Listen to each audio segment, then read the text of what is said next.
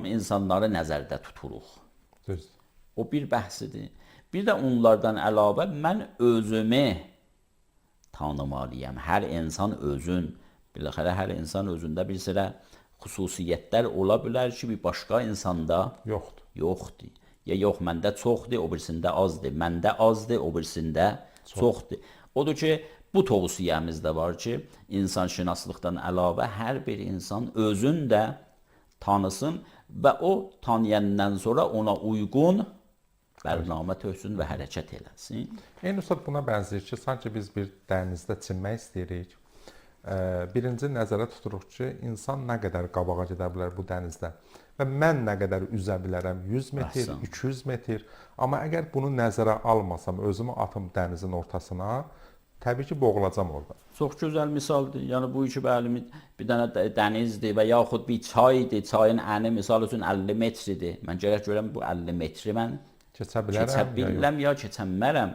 Odur ki, birinci gərək özümü tanıyam, öz həddi hududumu tanıyam. O hədisdə hamımız eşitmişik. Rəhiməllahu rəən ərəfə qədrəh. Ərəfə qədrəh. Allah rəhmət eləsin o adama ki, öz qədrin, öz əndazasın bilə, adam əndazəsinin, qədrin, miqdarın bülsə, ona uyğun hərəkət elər də, ondan artıq özün həlakətə salma.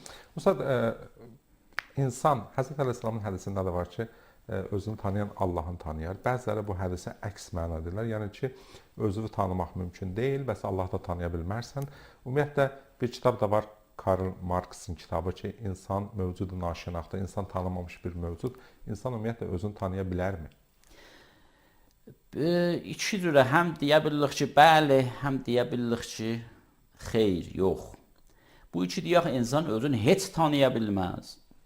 Bu doğru deyil. Biləxərə, biz bir sıra məlumat öz barəmizdə ki, bəli, mən nəyəm, mənim ruhiyyatım nədir, hansı istedadlar, təvanlar, potansiyellər məndə vardır, harada nöqtə qüvvətim var, harada zəifim var. Hər bir insan öz barəsində belə bir məlumatı var.